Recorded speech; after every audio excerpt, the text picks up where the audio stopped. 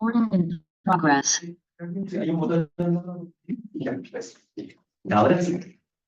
Bueno, buenas tardes. Muchas gracias a todos y todas por venir.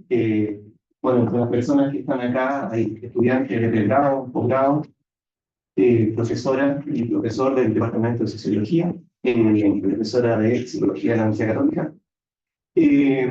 Bueno, quería darle la bienvenida a José Carlos.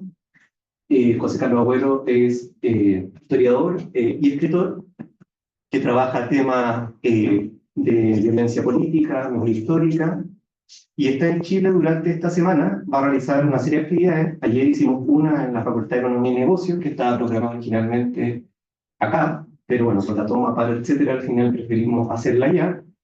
Pero en el marco de la reedición de dos libros importantes en su trayectoria intelectual. Uno es Los Rendidos y el otro es Persona. Ambos han sido editados por la editorial Atmosféricas. Persona, que se ganó el Premio Nacional de Literatura del 2018, fue en coedición con el Fondo de Cultura Económica. Esta actividad no es la presentación del libro, allí presentamos Persona, pero de cualquier forma, si alguna o alguno de ustedes les interesara alguno de sus libros, está Felipe Eduardo, de la editorial Atmosférica, que andan con algunas copias por si les interesa. De repente igual quizás nos puede prestar algunas cosas como para mirarlas. Pero bueno, la invitación hoy día en principio era otra, era una invitación a una charla, de cuando estaba una charla para que no se olvide, se llama Las cosas públicas del siglo XXI, qué hacer con los cuadros. ¿Ya? Entonces, dicho eso, te voy a dar la palabra a José Carlos, y luego podemos abrir un espacio de conversación en lo que queda del tiempo. Adelante. Bienvenido. Gracias, Nicolás. Gracias por estar aquí para conversar. Había preparado unas imágenes, pero tuve un problema con el USB, así que voy a compartir las ideas principales de lo que quería trasladarles. No son tantas, pero tienen que ver con una reflexión de largo tiempo en la trayectoria mía y de mis colegas en el movimiento de derechos humanos, que empezó en los años 90, luego en el periodo de la Comisión de la Verdad, que es el año 2001 a 2003, donde trabajamos haciendo campo en diversas zonas del país, de violencia, y también trabajamos con diversos equipos en la identificación de sitios de entierro por un tiempo. Y luego del trabajo de la Comisión de la Verdad venía todo un proceso muy largo, muy complejo, muy débil en general, pero no se ha detenido en relación con la identificación de cosas que no son tan clandestinas, digamos, sitios de entierro de diversa categoría. En el Perú, luego de la Comisión de la Verdad, han quedado algunas instituciones que surgieron de allí, con debilidades institucionales grandes, que han ido cambiando además la dependencia a la cual tenían adscrita su institucionalidad. Digamos, hoy existe algo así como una oficina de servicio, pero muy débil, pero por lo menos tiene un mejor registro. Ya lo que no se ha detenido es el trabajo de mapeo, catastro, identificación, cruce de información, utilizando todas las técnicas que más o menos se conocen en el mundo, porque tenemos la suerte de contar con gente muy capacitada en el tema, digamos algo así como la vanguardia de varias cosas. A nuestro pesar, digamos, como José Pablo Barayba, que es un experto que trabaja en diversos lugares, no hay horrores, entonces se ha encargado de mantenerlos siempre muy actualizados en la actualización respecto de las cosas que tienen que hacer para identificar, si no ubicaciones, como mínimo suertes o hipótesis de los cuerpos. Entonces, en el Perú, en este momento, la cifra oficial es como de 21.000 desaparecidos, algo así. Los sitios de entierro, pues no hay exactitud, hay varios mapas de aproximación, digamos 5.000 sitios de entierro más o menos ubicados. Y la actualidad de ese espacio y de sus trabajadores no puede ser en este momento más precaria. Ya imposible, lo último que le podríamos hacer es que desaparezca. Realmente han dependido del Ministerio de Justicia, han cambiado a sus jefes, que ya eran malos, y ahora son mucho peores. El equipo se ha reducido, la plata que estaba adscrita a esa institución prácticamente ya no existe, o es muy poca, y ha llegado a un punto en el cual algunos de los colegas que trabajan ahí, que son nuestros amigos, nuestros próximos, avanzan en sus investigaciones de manera particular, profundizan porque son muy buenos, pero ya hay un nivel en el cual puede ser que la correa de transmisión de la información hacia arriba, esto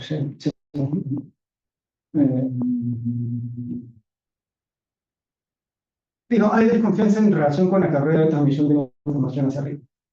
Entonces, eso genera, no se puede gestionar bien en este momento de ese tipo de información.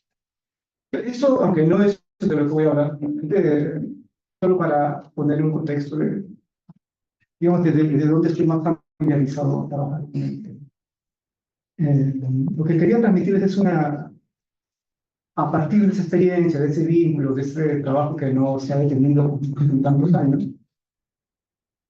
y de compartir con colegas que hacen trabajos similares en otros lugares,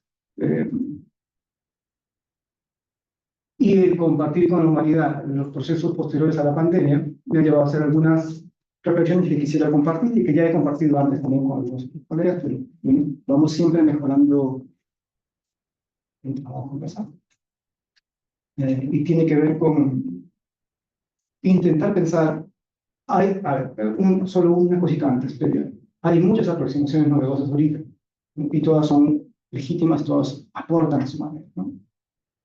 La transhumancia, la cartografía, el mapeo, lo fantasmal, todo está muy bien. Todo está muy bien porque todo de alguna manera suma a pensar en cómo el territorio y los sujetos que van dejando huellas que en el momento actual tienen que interpretarse, pueden ayudar a ubicar, que antes era la gran necesidad, y cuando eso no se puede, que a estas alturas ya se parte de asumir que eso no se va a poder, digamos, en gran medida, por lo menos sí a tener hipótesis relevantes sobre los sueños, ¿no? Y la suerte es lo que se quiere trasladar a los familiares casi en todos los casos, ¿no? Pero otros tienen que comprender eso.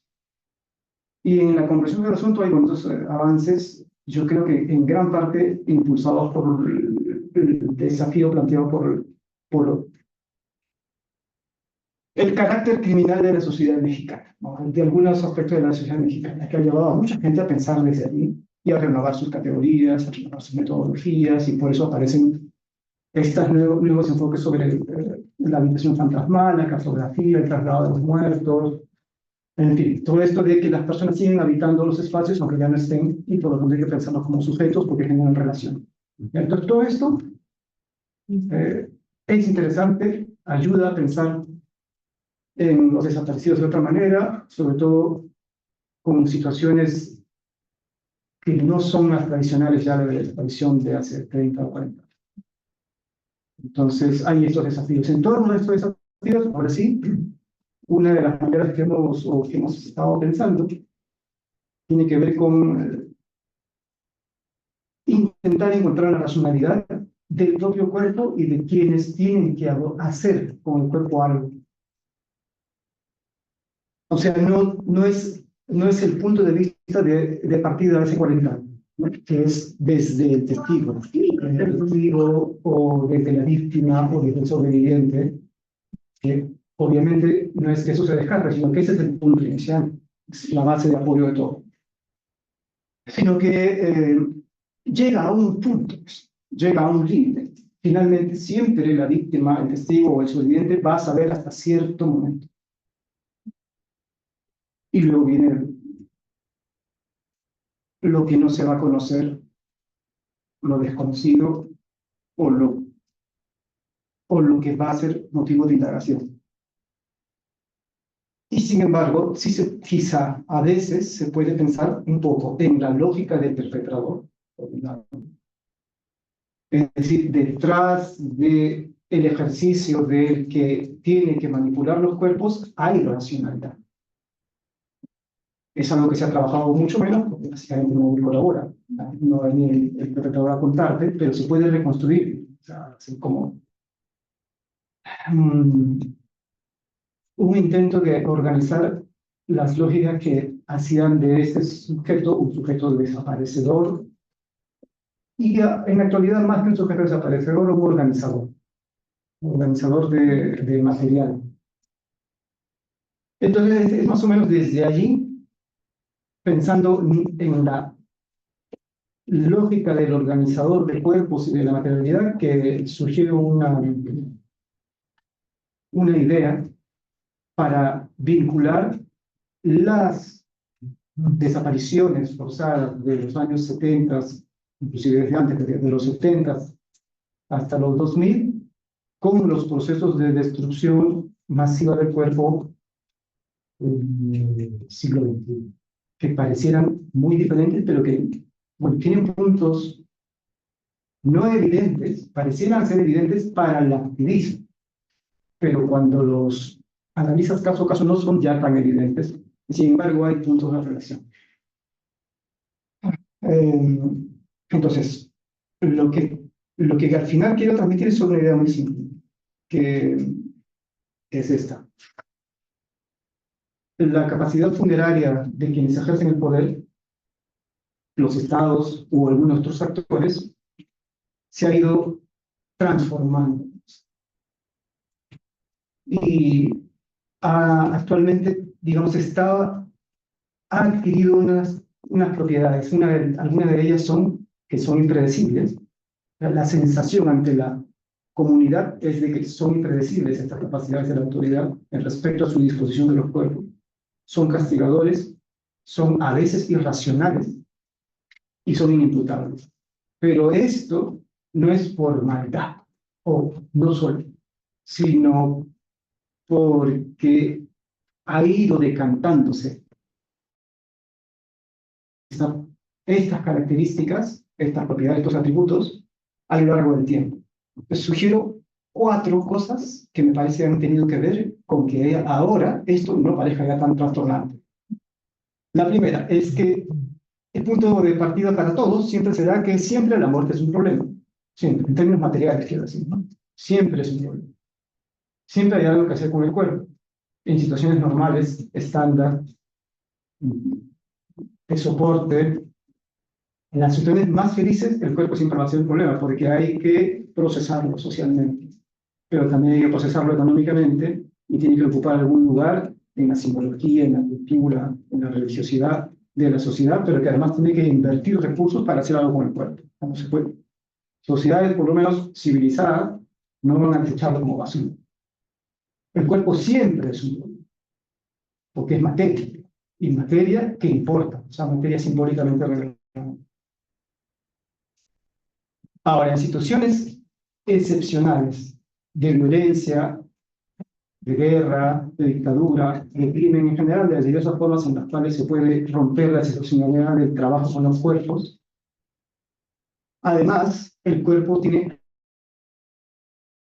vuelve un problema más complejo de gestión.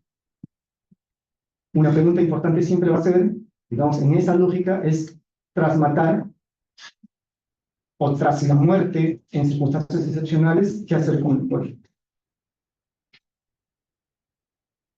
Una primera acción que se ha venido desarrollando desde temprano, ¿no? Y este conjunto que voy a decir, estas 4 cosas que voy a decir, van cientos, es mi manera de verlo ahora, ¿no? Pasado mucho tiempo, han venido entrenando al funcionariado y a los actores con poder para llegar al vegetarianismo, ¿no?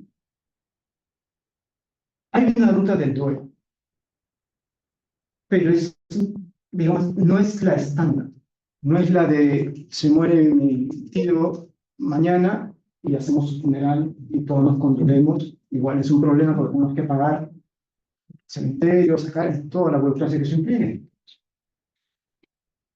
Hay una ruta del duelo, en efecto. Por ejemplo, cuando se produce una desaparición o una ejecución extrajudicial en alguna zona, en un pueblo, vamos a hablar casi siempre del Perú, que es más fácil para mí. pero creo que lo pueden pensar rápidamente también cada quien para su territorio, que en esas condiciones excepcionales no es imposible de realizar, se puede realizar, pero es difícil, es un duelo difícil porque es impredecible. La gente se va dando cuenta que no puede saber exactamente qué va a hacer la autoridad cuando tenga el cuerpo bajo su control. Y lo vas aprendiendo con dureza. A veces, con mucha frecuencia, lo va a desaparecer. Pero también con bastante frecuencia que no puedes predecir, que no hay manera en que intervengas más que, digamos, sin casos accidentes. Pero hay situaciones en las cuales el cuerpo es débil o aparece de pronto en algún lugar, en un paraje, en una cueva, enterrado, o la noticia se traslada a buscarlo acá, allá, y se produce una especie de dos cosas, ¿no? De que el duelo es posible de hacer, pero tienes que imaginarte alguna forma de duelo típica, vigilado, complicado. Si es que eres capaz de asumir los costos de hacer ese duelo, porque sabes que igual, por ejemplo, en el Perú, tanto el ejército como la policía o Sendero Luminoso, menos en la NPA, ¿verdad? Sendero Luminoso, sí, podían devolverte un cuerpo. Todas las posibilidades de devolver un cuerpo, ¿no? También planetarias, digamos, puede ser. Tú tienes que pensar si lo introduces en la lógica del duelo, porque puede ser que tenga consecuencias para la familia. Puede ser que la familia tenga que decidir, entre comillas decidir, porque es una decisión muy estrecha, no hacer nada, porque mejor lo dejas ahí. Ahora, hacerte cargo de esa situación para elaborarla es algo que no está en tus manos. Vas a tener que irlo diciendo poco a poco. Entonces, esa incertidumbre en relación, sobre todo con el Estado, ya Sendero no es otra lógica, pero para que vean también disponía de los cuerpos, el Estado te va haciendo entender que si quiere te entrega, pero no puedes saber por qué quiere. No sabes, no sabes. Hay una educación en la capacidad de predictibilidad. Hay otra forma, otra conducta, que es la del secuestro, por decirlo así, del cuerpo. Y que inicia una especie de negociación larga con las organizaciones de familiares, con los deudos, con los activistas, con las autoridades del Poder Judicial, con el Ministerio Público, con las instituciones internacionales. A diferencia de otras condiciones, muchas veces no es un secreto. El ejercicio de la violencia, el secuestro, la desaparición, no es un secreto, todo el mundo más o menos lo sabe. Ya entraron en ese cuartel, o en esa base militar, o en esa comisaría, o todo el mundo lo vio, igual todo el mundo lo vio. Sabes más o menos que si tienes la capacidad podrías exigir, pero eso es complicado, a veces se podrá hacer, a veces no se podrá hacer, pero hay alguien que sí lo tiene y que sabe que con ese cuerpo puede hacer algo. O sea, te lo quito, lo secuestro y puedo entonces con ventaja emprender contigo una negociación muy dispareja que puede durar décadas. Décadas. Estoy chantajeando por décadas. Yo sé dónde está a quien tú buscas. Lo sé. Algún día quizás, por alguna razón que nunca va a quedar clara, te dé una pista. O quizá si te acorralas judicialmente demasiado, pero ni así. En realidad hay muchos casos, muchísimos más de los que quisiéramos, en que soldados militares de graduación alta o baja, pese a que ya están lo que llamaríamos con la soga al cuello, tampoco es que van a dar información. Es decir, ya está, soy culpable, condéname, pero no te voy a decir dónde está. Entonces, y sin embargo, sí se puede producir un tira y afloja. Un tira y afloja muy desgastante para quienes sufren esta situación porque puede durar realmente décadas. Décadas entonces de estar peregrinando en relación con las instituciones de justicia y no en relación con las instituciones, con las Fuerzas Armadas. Ahí no se puede peregrinar, pero digamos, las instituciones de justicia actúan como intermediarios de este peregrinaje para intentar obtener algún cambio en el contrapeso en relación con ese chantaje. Por ejemplo, en el caso de los penales, donde mi padre fue asesinado, todos sabemos lo que pasó, todos sabemos más o menos cómo los cuerpos se distribuyeron en diferentes lugares del país y se supo desde el inicio. No es un secreto. Se sabía exactamente quién estaba en cuál nicho. Eso no. Aunque en algunos casos sí. Pero se podía identificar los inicialmente 6, luego 8, ahora entendemos que son como 14 espacios de entierro alrededor de Lima, donde estaban dispuestos los cuerpos. Pero aunque los sepamos, lo que empezó allí no fue un devuélvenos, sino un largo asedio hacia la institución judicial que hoy sigue. Y por razones que no se pueden entender, en algunos casos han entregado cuerpos. O sea, sí, está bien, estos son y también han sido identificados con certeza genética, en poquitos casos. Pero la negociación no termina aquí, lamentablemente, sino siempre es complicada, aunque en algunos casos, muy poquitos, de los cientos de muertos en ese acontecimiento, de asesinados en ese acontecimiento, algunos casos han sido entregados a sus familiares por razones inconocibles. Cuando las familias intentaron organizar un mausoleo para poder enterrarlos juntos, era un tema político complejo, ¿no? Porque igual eran senderistas, como el primer terrorista, que es personaje del mal, tener un mausoleo, a nadie le gusta, no solamente al Estado, sino a nadie. Es como peregrinación del mal. Entonces, para prevenirlo, es razonable que se discuta. Hasta ahí todos podíamos estar de acuerdo. ¿Cómo debía hacerse, cómo debía tratarse la discusión de ese cuerpo? Pero lo que sucedió es que se les dejó hacer el mausoleo, lo construyeron, hicieron sus rituales funerarios entre religiosos comunistas, digamos, una mezcla, y luego se los destruyeron. Los destruyeron. El mausoleo y los cuerpos fueron vueltos a dispersar. Entonces, digamos, esa negociación que parecía haber llegado a algún punto, no misericordioso, pero a algún punto puede empezar. Puede empezar y nunca va a acabar, me imagino yo.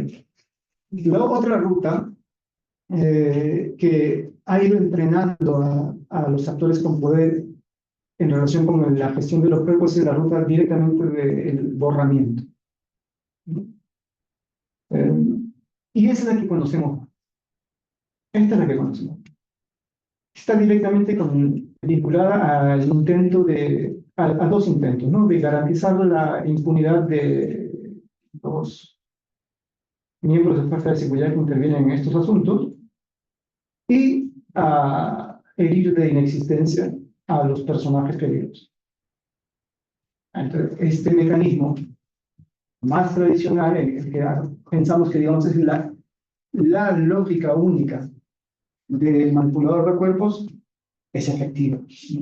Es efectiva porque en efecto produce secreto, produce olvido, produce estigma, produce impunidad, en efecto funciona.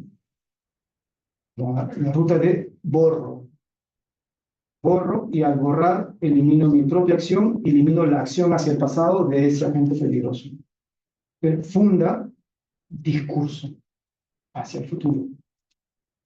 Y en relación con la disposición de los cuerpos, podríamos decir que acaba siendo como la más práctica.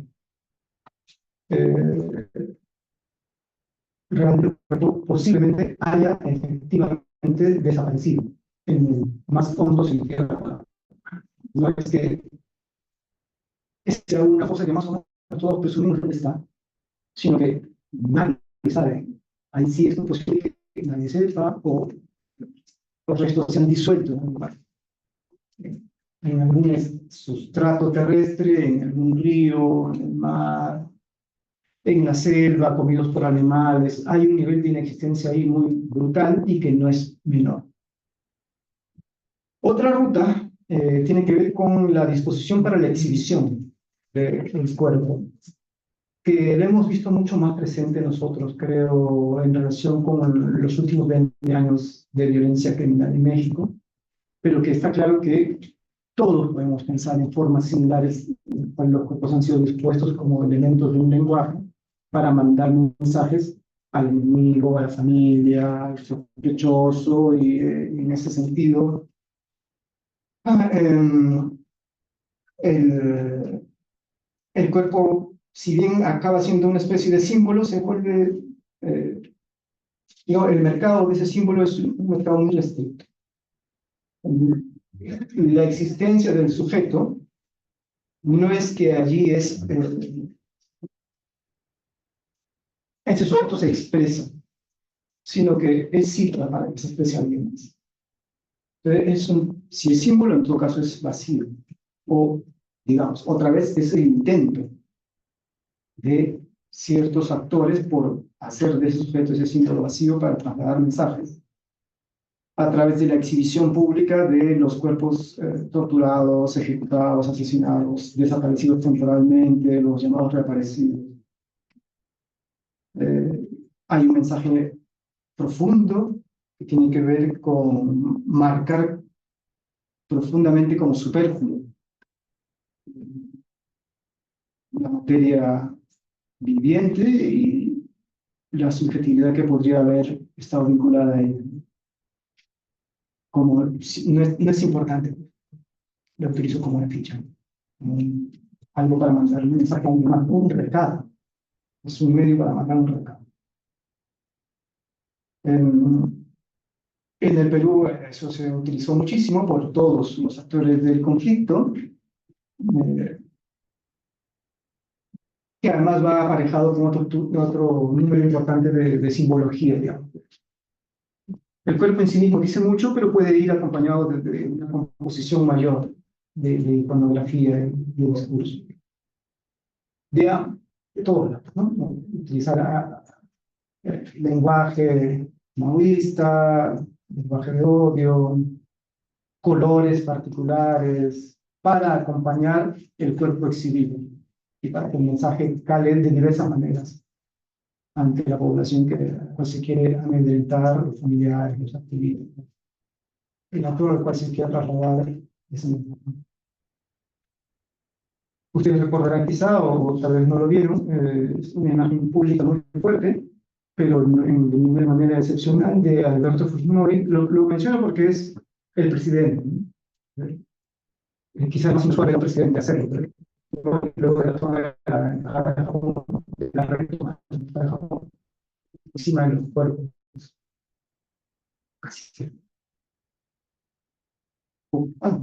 Como eso, no tiene ninguna importancia. Y la importancia de ese evento, que hay una serie fotográfica y un video, lo registra, es el mensaje que manda. En este caso es un mensaje muy complejo porque está mandando un mensaje a los supervivientes del MRTA, a cualquier otro bando subversivo, pero en realidad está amedrentando a la sociedad civil. Y a la comunidad internacional también está dando un mensaje poderoso, como de un político muy sabido. El mensaje es: pueden confiar en mí. Hacia cierto sentido de la comunidad internacional le estaba diciendo: confíen en mí, que yo puedo hacerme cargo del problema. No pueden ver estos cuerpos. Están aquí a mis pies. ¿Qué dice acá? Finalmente, hay una ruta, todas estas, perdón, algo que espero que lo pueda trasladar bien, son diferentes procedimientos que se han venido dando entre simultánea y entre gradualmente, en décadas, por parte de, vamos a ponernos así, un ente desaparecedor que se va entrenando. Podríamos decir el funcionariado, pero podrían ser simplemente los actores políticos que están formados. Y hay una ruta que es más pragmática, ¿no?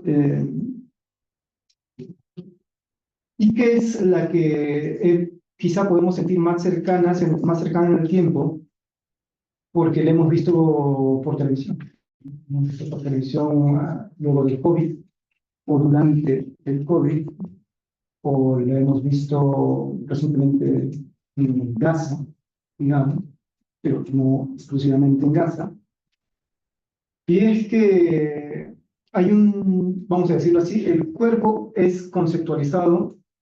Yo sé que da mucha tentación y no digo que esté mal, solo voy a evitarlo, de conceptualizarlo rápidamente como decir, como es basura, entonces lo trato como basura. Está bien, esa es una buena ruta. A mí me parece que si bien eso no tiene parte de verdad, hay un asunto que es mucho más frío como el de basurizar el cuerpo, sino que básicamente es un desborde en la capacidad administrativa del funcionariado, del actor experto, del actor político. Es un asunto bien gerencial. Ahora, para llegar a poder tener ese enfoque gerencial o de administración, de desborde administrativo, creo que eso es lo que quiero decir, ha tenido que pasar todo lo anterior. Ha tenido que irse entrenando en este proceso gradual el actor que toma decisiones en relación con la materia humana, ¿no? Digamos, el muerto o el enfermo al límite es un problema de la cadena de suministros casi.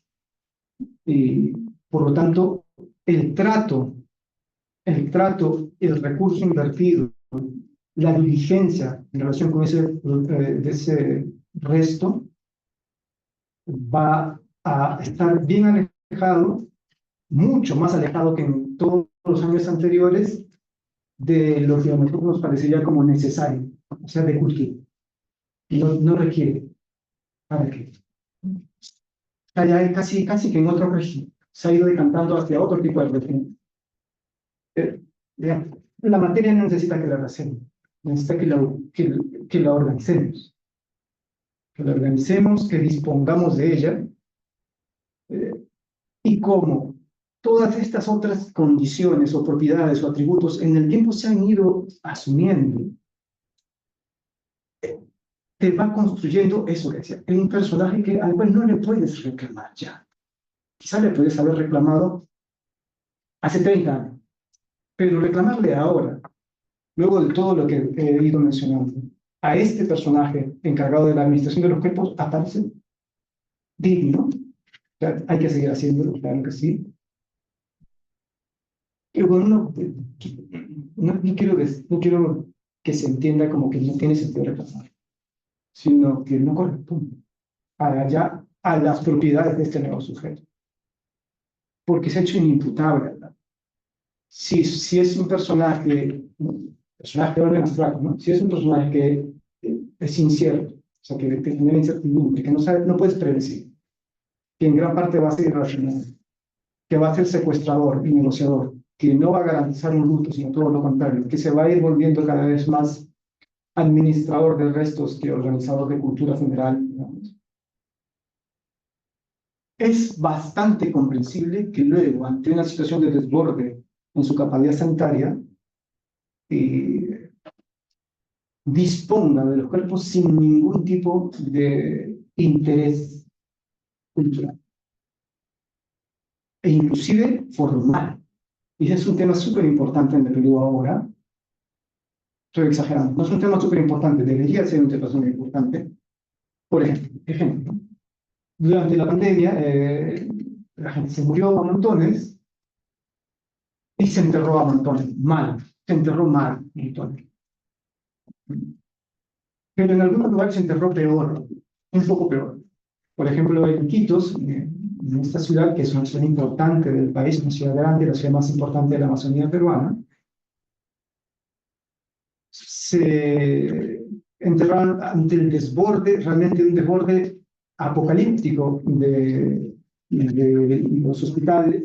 Los hospitales colapsaron ante la enorme cantidad de enfermos agonizantes y la ausencia de oxígeno, en fin, de todos los suministros que podían intentar paliar su supervivencia.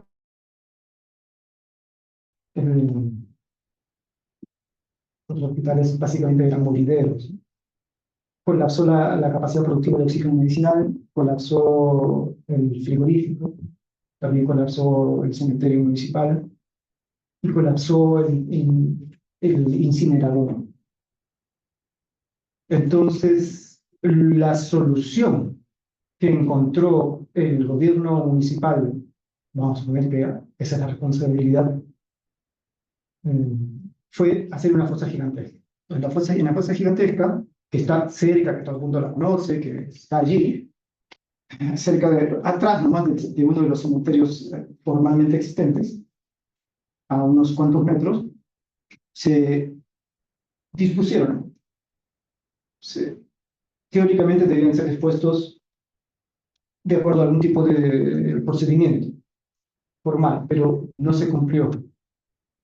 No, fue lo mínimo, ¿no? Lo estándar, nada excepcional, lo estándar. Registro, certificado de muerte, necropsia, defunción, inscripción en el registro civil, inscripción en el cementerio, y luego el propio tratamiento del cuerpo que debía ser teóricamente dispuesto en paquetes especiales, tanto por respeto como por la posibilidad de evitar el contagio.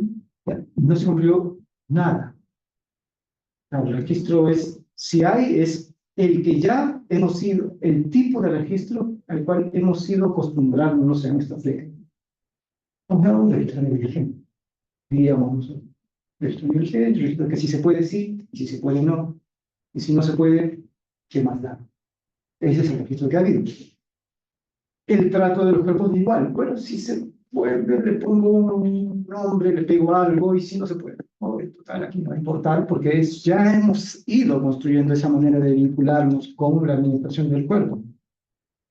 Entonces eran simplemente bolsas de desecho y la acumulación de un cuerpo sobre otro sin ningún tipo de marcador personal que luego pudiera facilitar en algún momento, cuando la normalidad regresara, a los familiares aproximarse a ellos, reclamarlos para enterrarlos de alguna otra manera.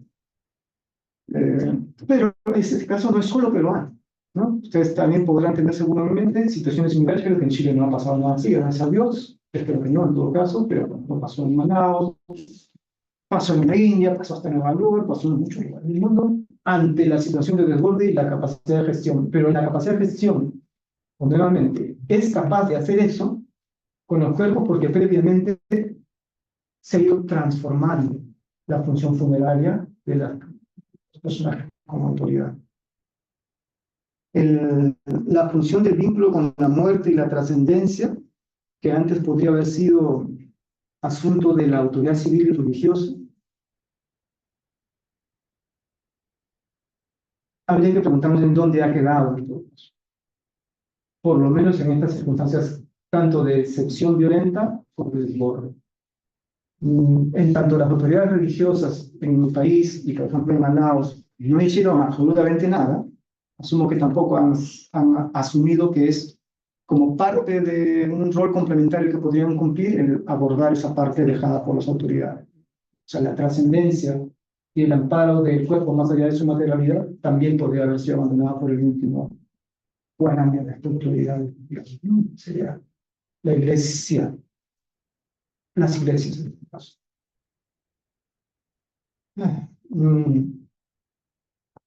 Entonces, para finalizar, las autoridades, el funcionariado, pero también nuestras comunidades, al ser, vamos a decirlo así, las víctimas de esta transformación, hemos ido transformándonos en el tiempo, a partir de un vínculo siempre estrecho con el tratamiento de la muerte y nuestra imposibilidad de alterar el curso de la transformación de las capacidades funerarias del Estado, de los Estados. Lo que nos ha llevado a fecunda entre los personajes que habitan nuestro planeta ya, no solo los que tienen que ver con el cuerpo, gente que es capaz de actuar como sujetos políticos o entre comillas políticos, abstrayendo totalmente de su acción cualquier tipo de consideración moral. Pero como vemos otra vez, la moral no es que surja simplemente como un imperativo, sino es una pedagogía, una dirección, condiciones de aparición que hacen que sea posible un determinado tipo de inmoralidad. Entonces, solamente para terminar donde empecé, sugiero que la capacidad funeraria actual de quienes tienen que hacerse cargo de esta acción funeral, porque no necesariamente es el Estado, pueden ser los grupos armados, pueden ser las milicias, pueden ser las guerrillas, pueden ser ejércitos ocupadores. Eh, se ha, se ha ido transformando con el tiempo y es impredecible, es castigadora, es irracional y es inimputable. Esto nos genera conductas objetivables en personajes que igual no deberían sumir en la impotencia porque dentro de todo, como puede verse en esta conversación, es posible de ser pensado. O sea, podemos pensarlo. Puede ser que yo esté equivocado ahorita en todo, pero es posible que pueda decir algunas cosas en relación con ese punto. Por lo tanto, quizá no sean rastreables. Eso tal vez no pueda suceder, pero sí puede ser rastreada la lógica que está detrás. Eso es lo que quería compartirles este caso. Bueno, muchas gracias, Sally, por la charla. Bueno, la idea en general de este espacio, además de escucharte, era ver si podíamos establecer una conversación a propósito de lo que planteaste. Entonces voy a oficiar de moderador, si es que alguien quisiera partir, hacer una pregunta, si no, no puedo hacerla yo, pero no sé, dejo abierta la palabra en principio.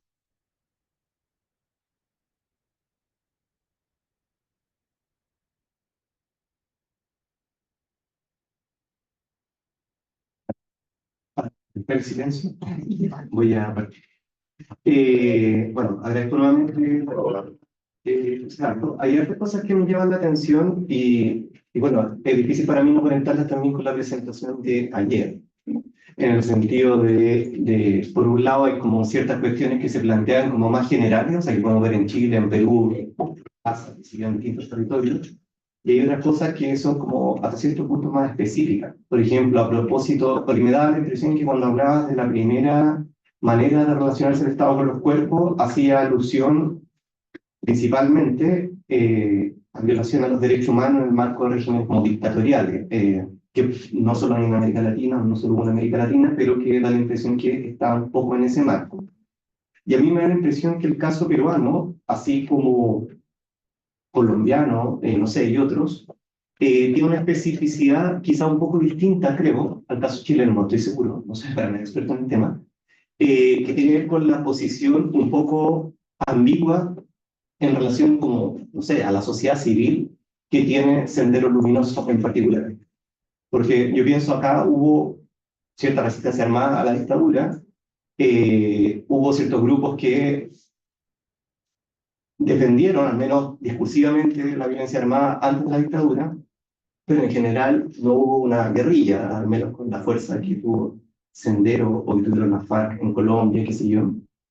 Eh, entonces,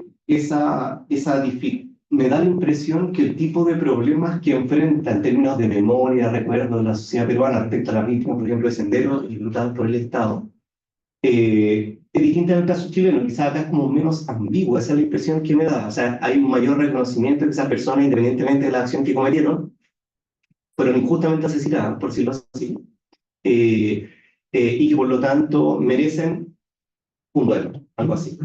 Mi impresión, a partir de lo que te escuchaba, pero también pensando en el otro libro, es que eso es mucho más controversial en Perú con el caso de Sendero. Es decir, que parte de la sociedad peruana, por equivocado, parte de la sociedad peruana estaría eventualmente en desacuerdo con que las víctimas de Sendero son víctimas que merecen ser recordadas por el resto de la sociedad. Entonces, no sé, pero el primer comentario en ese sentido era ver si dentro de lo que tú planteaste un poco más general, ves algo un poco más específico a propósito del tema sendero, el caso peruano, o de realidades parecidas en otras partes de América Latina en relación a otras formas de desaparición de los cuerpos utilizadas en marco dictatorial. Lo segundo que quería preguntarte, me llamó mucho la atención, me generó mucho interés, era que dentro de, bueno, lo señalaste al comienzo, pero también apareció en los distintos modos que señalar, era el aprendizaje, entre comillas, que podemos tener del caso mexicano a propósito de la violencia criminal. En alto sentido de la palabra, o sea, por un lado las mafias, qué sé yo, asesinan gente y dejan mensajes, hay Hay libros en México que muestran mucho eso, y eso lo empezamos a ver, creo yo, con más frecuencia en Chile en los últimos años, así como encontrar personas descuartizadas, cosas por el estilo, trozos de personas. Eh, Tú dijiste una cosa que me hacía sentido, como un lenguaje muy restringido, o sea, que no se entiende. O sea, no se entiende, para la mayoría de las personas no se entiende el mensaje, sin embargo, la distribución de ese cuerpo sí está transmitiendo un mensaje, que algunos probablemente pueden leer. Pero lo que me hizo pensar eso era un poco al revés, pero al revés en una cuestión que es mucho más controversial, que era qué hacer o qué lugar ocupa el Estado en relación a los cuerpos de los narcos también. O sea, acá, no sé si en Perú hubo, pero me hizo mucho recordar eso, que en muchos lugares populares hay mausoleos, o había mausoleos, dedicados a personas, a narcos, que habían sido asesinados en el marco de enfrentamientos con otras pandillas o grupos de narcotraficantes. Y eso hasta cierto punto el Estado lo toleró un tiempo. Existían esos mausoleos, hacían reportajes en la televisión sobre esos mausoleos, y en un marco de un cierto como endurecimiento respecto a este tipo de violencia, el Estado tomó una actitud distinta y hoy día transmite la eliminación de ese tipo de mausoleos. Y me parecía interesante por lo controversial en parte, en el sentido que yo diría que la mayoría de la sociedad chilena está de acuerdo con esa acción. Y sin embargo también, probablemente la familia de esa persona que fue asesinada, en el marco de un conflicto ligado al narcotráfico, no sé, merece quizá poder hacer ese duelo y no sé. Me imagino que también hay una cuestión ahí. Entonces, nada, mi segundo comentario o pregunta tenía que ver con cómo veías eso, es decir, por un lado el cuerpo perdón, el Estado eh, restringiendo el acceso a los cuerpos o en este caso impidiendo que los familiares, en este caso de personas ligadas al narco, pudieran tener, no sé si se llaman los rituales funerarios, pero o escenificar en el espacio público eh, lo que hacían. Y por último, pero ligado a lo anterior, también me hizo pensar mucho como lo de Bukele, que se transmitió mucho acá, en que hay algo más parecido, una impresión como a la cuarta opción que tú dijiste, es decir, no sé si hay una desaparición de los cuerpos, no conozco tanto el caso, pero sí hay un maltrato muy sistemático de los cuerpos, ligado al narcotráfico, a las maras, qué sé yo, y es muy publicitado como una manera de, qué sé yo, de responder de manera enérgica a una violencia criminal creciente, y que también, digo, se parece un poco a lo cuarto, porque también es algo como medio anónimo, o sea, son personas que se esfuerzan mucho, creo yo, por comunicar algo con su cuerpo, los tatuajes, qué sé yo, pero el Estado los trata como si no tuvieran ninguna identidad, a tal punto que hace poco hubo una controversia porque en Estados Unidos deportaron a alguien ligado supuestamente a las maras y está como en un campo de concentración de Bukele y el tipo no tenía nada que ver con las maras, pero sin embargo pasó a ser un NN más que está ahí y que ni siquiera se puede sacar. La gente sabe que está en el penal, sabe que no es culpable por lo que supuestamente se deportó y sin embargo es tratado de la misma manera. Entonces esa relación como entender la violencia del Estado respecto a la violencia política, por plantearlo de una manera, y en relación a la violencia ligada más a lo criminal, por meterle algún término, lo encontré interesante y siento que plantea como muchas ambigüedades de cómo entender y cómo la sociedad reacciona frente a eso. Bueno, no sé, esas eran, por un lado, mis preguntas, comentarios. No sé si quieren responder o quizás a lo mejor podemos alguna otra pregunta, comentario. ¿Sí? No. Sí, gracias por la presentación. Y quería como agarrarme del comentario de Nico. Pensé que partiste como con como distanciándote como de la aproximación o de la importancia que se le ha dado al tema del lugar o como de lo fantasmagórico del lugar. Pero como después de escucharte pensaba, o sea, después de este recorrido que puede ser secuencial, pero entiendo que también podría ser como simultáneo, que nos lleva como a la burocratización, ¿cierto?, en la gestión del cuerpo, como ya la última ruta, como el cuerpo como desecho, la basurización, no había escuchado cómo se... pensaba de vuelta en el espacio, o sea, como hasta qué, y ahí como pregunta, hasta qué punto esa burocratización de aquellas personas que son los gestores de esta transformación del cuerpo eh, se relacionan con ese espacio, cuál es el uso o cuál es el poder de ese espacio en este proceso. Y lo planteo por dos cuestiones.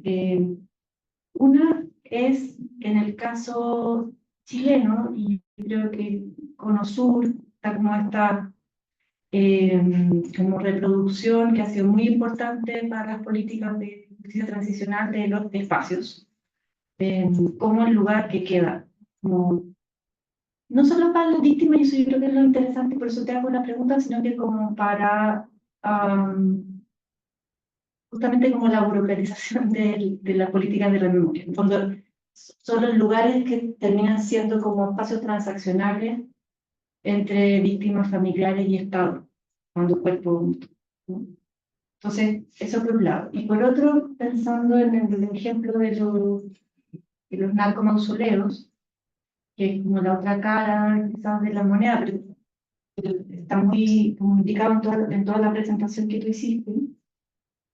También el espacio, más allá del cuerpo, termina siendo como el punto de negociación. O sea, hay como una especie como de transferencia entre la burocratización del cuerpo a la burocratización del espacio funerario o del rito funerario.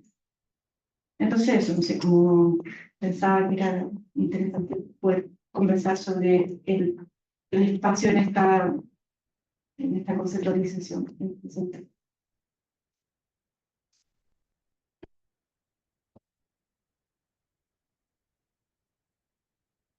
¿Alguien más que quisiera hacer alguna pregunta o comentario?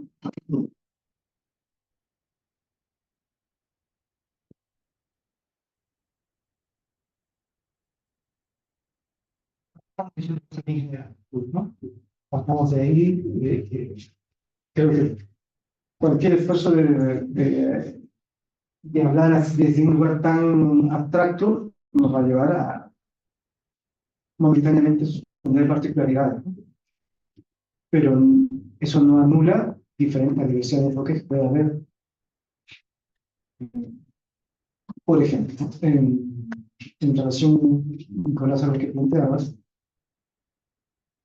si bien he puesto énfasis en este pequeño comentario en relación con un aprendizaje que es desde quien tiene la capacidad de organizar la materialidad, está claro que no es lo único que interviene en este drama, porque interviene, vamos a ponerlo así, interviene quien sufre de esta capacidad organizadora y supervive, o sea, la comunidad en general, la comunidad nacional, en mucho más preciso sentido, los sobrevivientes y débiles. Entonces, es otra parte. Realmente no me he referido a ellos en esta presentación, porque es otro tema, pero es otro enfoque. El espacio es otro interviniente, digamos, ¿no? Y creo que en efecto tiene una enorme importancia. El espacio es casi un personaje más en esta trama. Y por eso es que hay actualmente trabajos tan interesantes en relación con la criptografía. Es decir, también creo que es otro elemento que nos ayuda a componer una situación que requiere más de una mirada. Pero para ir primero hacia lo que tú mencionabas, hay otro, si quieren, otro personaje, que es el cuerpo mismo. Porque esto tampoco tiene que ver en nada, sino sobre quién organiza. Pero quien organiza tiene que vincularse con algo. Ese algo tiene cualidades. Otra vez estoy hablando muy general, pero es así. Usted piensa en cualquier cosa que haga en la vida, digamos, una cosa organizar la super, sentir. Entonces, hay cuerpos que tienen cualidades distintas. Y esas cualidades son complejísimas, porque tienen que ver con su, digamos, con propiedades biomecánicas, tienen que ver con condiciones socioeconómicas, con detalles, o sea, niños, viejos, étnicas, las más complejas que son simbólico-históricas, ¿no? O sea, de dónde viene y a qué ha devenido esta materia al final. Y algo así como la valórica, ¿no? Que es a la que, solo para ir al otro punto, ¿no? Porque es complejo. Recuerdo, digamos, cuando no estás hablando solo desde la concepción de es materia que voy a hablar eso. Y es que algunas era como saludable, un cuerpo saludable, por otro procesable de una manera más estándar, y otra va a ser un cuerpo defectuoso, de una u otra manera, un mal material. Pero el mal material también tiene diversidad. Creo que ahí está la diferencia en que puede haber entre un cuerpo peligroso, que inclusive podría portar contagio, digamos, ya sea verdad o simbólicamente, un cuerpo terrorista, y un cuerpo marginal. Y aunque, digamos, podríamos formar parte de una familia de excluidos bastante mayor, no son. Entonces, un cuerpo, me da la impresión a mí, igual no soy experto en ese tema, pero una familia, un cuerpo marginal, un cuerpo de una mafia organizada, de un narco, de una banda, ¿es un cuerpo problemático? Sí, pero no tanto. Depende de dónde preguntemos. Es muy posible que en tanto no es subversivo, o sea, no es un cuerpo que esté clamando una distorsión de la organización del poder, sino que solamente es disonante, digamos así, no tan limpio, no va a generar una crisis de conciencia, ni tampoco va a generar una gran crisis institucional en su elaboración. En Perú también hay mucha cultura y antigua, en realidad, de eh, ritualidad en torno del muerto delincuente. Pero es un asunto de civil, en gran. ¿Sí? O sea, nadie en el Estado se ocupa de impedir ese muerto. No es un muerto que celebra, pero no es un muerto que le genere un problema burocrático, ni un problema de gestión de su materialidad, ni siquiera de su lugar, ni siquiera de su narrativa, aunque recientemente eso puede estar cambiando. No se hace problemas, no se encarga la comunidad, el barrio, se encargan los aliados, hacen una estatua, hacen un mural, hacen la fiesta anual, hacen la capilla, las velas, el cementerio, la gruta. El Estado inicial, por lo menos hasta ahora, no se ha venido preocupando tanto, ahora se estaría preocupando porque tiene que preocuparse realmente su capacidad, la capacidad de los gobiernos, más que del Estado, de los gobiernos actuales en Latinoamérica, está siendo puesta en cuestión por poderes que ha incluido en su propia composición. Es bien complejo, ¿no? O sea, los gobiernos, no sé, en Chile, pero en gran parte de los países que se me vienen a la mente, incluido el mío, son, o son criminales directamente, o comparten una parte irrelevante de la disputa o del control de los recursos que hacen parte de la economía informal e ilegal. Entonces ahí creo que tienen un problema que hasta podría verificarse la autogestión. O sea, son dispuestas a aprender el asunto del cuerpo. Un cuerpo de un miembro central luminoso tampoco va a ser tan importante si es que es irrelevante. Es decir, dentro inclusive de un cuerpo peligroso, creo que hay como, no sé si esta cosa existe, un cuerpo como el de Animel Guzmán es muy importante, va a tener que ser, no puede, no puede volver a ocupar un lugar sobre la tierra, porque marca un sitio, tiene memoria. Será mala memoria, pero es un sitio de memoria. Tenemos que evitarlo porque no queremos ese tipo de relato. Eso no. ¿Qué hacemos? Bueno, es inventarlo. Es inventarlo para que no exista más. No tiene que existir más. Murió hace poco Miguel Rincón, un gran dirigente del antiguo dirigente. Sucedió lo mismo. En el caso de Senderos se intentó algún tipo de articulación, ¿no?, discursiva en torno de su existencia. No hay familiares aquí. El familiar a quien se le podría dar en realidad está preso. Esa es su esposa, que además es la número 2 de Senderos Luminosos. Para el Estado no tiene ningún sentido darle al número 2 de Senderos Luminosos los restos o el polvo del número 1. Como darle un premio, o legitimarla.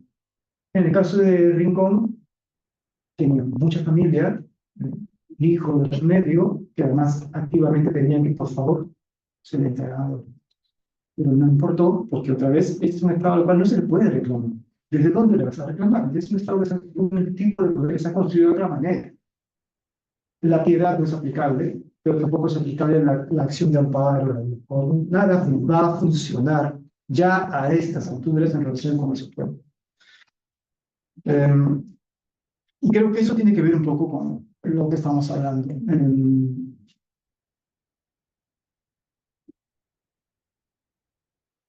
Hay una dimensión muy material en todo esto. Muy material. Los cuerpos ocupan espacio. El espacio, en principio, tiene valor. Tierra. Hay muchos casos, no solamente peruanos, donde sitios que son sitios de entierro son un problema de disputa entre traficantes. Terreno, eso es tierra. Es tierra, inclusive es tierra productiva. El muerto es un componente más. No solamente es materia para nuestro ejercicio de memoria, forma parte de una tensión mayor, económica, política, tristemente económica, pero es así. En esta fosa de Iquitos, creo que la solución al final, hay una colega que está trabajando este tema muy en profundidad, Valeria Rabán.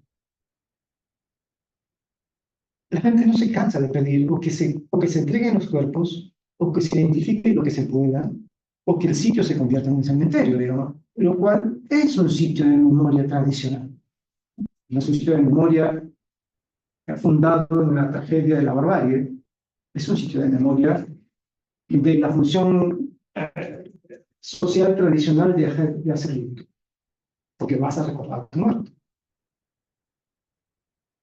Pero aceptar eso es difícil para la autoridad, a estas alturas, porque es reconocer todo que en efecto es eso. O sea, que un poco como que tenemos razón. Es irracional, es abusivo, es impune, es negligente, es desconcertante. Y también creo que cuando lo llevamos a la práctica, te encuentras con cosas tan crudas como, ok, ya, voy a intentarlo, ¿no? Voy a intentar que hagamos del suelo una discusión. Y te puedes encontrar con la condición, digamos, triste de que no encuentras el interlocutor. O sea, ¿quién es finalmente? Puede ser el suelo, pero ese es un ejercicio simbólico, que no digo que no sea importante, debe hacerse también, ¿no? Y gente que lo hace. Pero digamos, si quieres encontrar un interlocutor humano, ¿cuál sería? Tomando en cuenta que la autoridad es esta, ¿no? Que no fijamos que existe otra, digamos, porque si fingimos que existe otra, vamos a frustrar. O sea, vamos a imaginarnos que es alguien que ilustrado, no sé, Benjamin Franklin, no existe eso. Se parece a esto, esa autoridad. Vamos a hablar otro idioma. Pero no quiero ser pesimista, sino digo constato. Constato porque además es lo que están pasando. O sea, no hay con quién hablar. no hay que hablar, no hay que negociar, no hay que plantearle qué.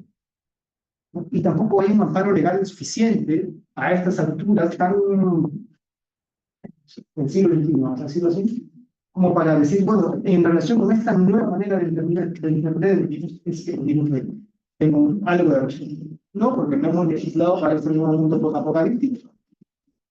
Seguimos utilizando normas que se vieron en el siglo XX, cuando todos los actores se han transformado y el contexto se ha transformado, y hacer memoria también debe transformar.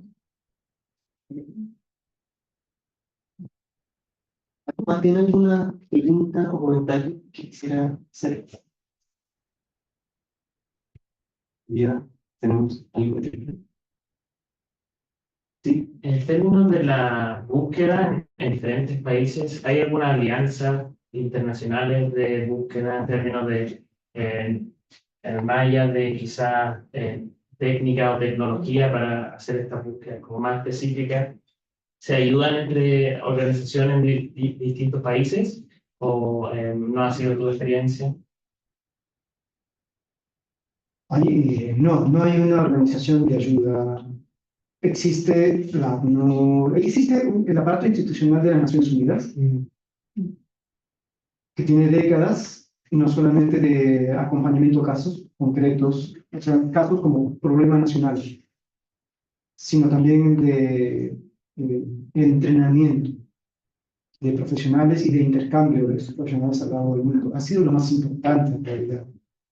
Al mismo tiempo han habido esfuerzos nacionales que siempre en vínculo con la cooperación internacional, casi siempre con Naciones Unidas, han logrado generar redes de apoyo, pero no hay una institucionalidad que diga, ya, esto es el bloque del cual formamos parte. En América, por ejemplo, creo que hay una red de colaboración relevante, no es que no exista, existe. Pequeña, porque los profesionales son pocos, pero con mucha tradición. Creo que fue impulsada mucho por la labor del equipo argentino. El equipo argentino trasladó bastantes capacidades a los equipos del resto. Y luego, como nunca faltó una masacre, todos se fueron capacitando como expertos en Europa y en África a lo largo de los 30 últimos años. Entonces tenemos capacidad muy altamente calificada para trabajar en temas en toda América Latina. La más alta, tristemente porque tenemos casos nacionales y porque nuestros expertos se han súper capacitado en otras materias del mundo. De hecho, dirigen algunos de los programas más importantes, inclusive de investigación en masacres internacionales. Es una tristeza, digamos, que exista eso, pero eso es lo mismo. Como te das cuenta, existiendo esta capacidad, hay algo que hace que la búsqueda sea imperfecta, voy a decir, digamos, muy precaria, que no tiene que ver entonces con nuestra capacidad para ejercer de manera técnica y solidaria. Es otra cosa. Es un enorme problema que no es técnico. Y yo sí. estaba pensando, muchas gracias por compartir tu experiencia, que entiendo son años trabajando en el tema. Te agradezco mucho por transmitir, ¿no?, lo que has aprendido. Estaba pensando en esta última estrategia que planteaste, una estrategia del desbordamiento. No, basurización para que lo cuenten, ¿no? Ponía el ejemplo de Gaza y el ejemplo de la pandemia. Y yo me pregunto si podemos poner en el mismo nivel el genocidio palestino y el tratamiento de esos cuerpos en la pandemia, porque son situaciones, o sea, completamente distintas, ¿no? Tú tienes una crisis sanitaria por un lado, no tienes un genocidio, ¿cierto? No son cuerpos subversivos los de la pandemia, aunque uno podría decir, bueno, pueden contagiar, entonces permanecen, ¿cierto? Pero no es una subversión política, ¿ya? Tú puedes ampliar la reflexión pensando en que igual hay violencia estatal, porque quienes murieron en la pandemia fue fundamentalmente por eso. No puede tratar de buscar similitudes, pero la verdad me parece a mí que son ejemplos distintos, como para no estar en el mismo nivel. Me gustaría que reflexionara un poco sobre eso. ¿Qué te parece a ti esta visión? Claro, es que las situaciones son distintas. Claramente, cada cual una tragedia con sus características, donde creo que me llevan a una reflexión común es al tipo de ruta que siguen los restos. O sea, si yo en estos momentos estuviera poniendo el centro de la atención no en el cuerpo material, sino en la existencia, es decir, en la vida del sujeto, va a haber combate imposible. Una cosa es morir de una enfermedad que en efecto es una violencia, pero de otro tipo, otra cosa es morir de imposible. Los sujetos ahí están viviendo experiencias humanas. Pero como eso no solamente es necesario hacer, sino que lo hacen otros, lo hacen bien, yo lo que estoy compartiendo en esta charla es enfocándome en la disposición del resto de la materia humana. Y puede ser que no tenga razón, pero desde ese punto de vista, lamentablemente, el tránsito hacia ese lugar puede ser que no sea tan relevante en algunos casos. O sea, ¿cómo llegó hasta allí a ser disponible ese cuerpo para ese tipo de autoridad? Tal vez no es tan importante ya, en este caso concreto. Si acabó muerto de asfixia en una unidad de cuidados intensivos y botado por allí, o si fue bombardeado, lo importante, me da la impresión, o una manera en la cual se puede poner ojo al asunto, es que este tipo de autoridad los va a manipular, a estas alturas los va a manipular de una manera muy similar. Porque todos los otros componentes, que vamos a, para resumirlo, voy a decirlo así, culturales, ya no son relevantes para este tipo de autoridad. Con cultural quiero decir histórica, jurídica, simbólica, ritual, ya no. Basurización, de hecho, es algo que a mí me cuesta decir, es un concepto que utilizan otras en particular, más bien desde estudios de género.